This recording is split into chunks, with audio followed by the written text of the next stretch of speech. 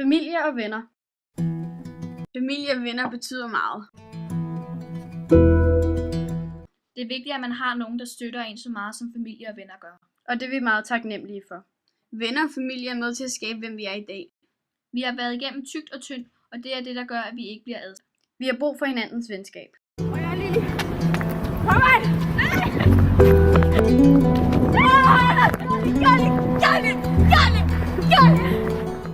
Familie er det, man altid kan regne med, og det er vigtigt.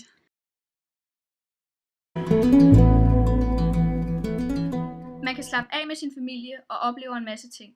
Vi hygger os meget med vores familie, og specielt når vi er på ferie.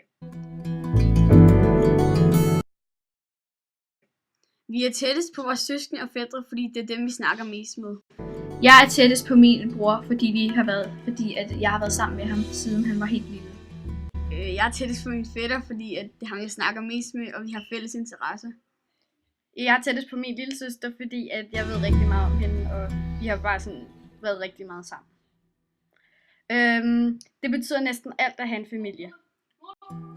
Når folk i familien er uvenner, er der en meget tryg stemning, men det går som regel over. Det værste er, når et familiemedlem dør. Uden familie vil det være et stygt liv. Det betyder rigtig meget at have venner. Vi laver ting, som er sjovere med venner end med familien. Vores venner er for det meste forskellige fra os, men vi enes stadig. Vi har det bedst med vores venner, når vi slapper af og bare er os selv.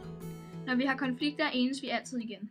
Et godt venskab er, når man kan stole på hinanden 100% og støtter hinanden op.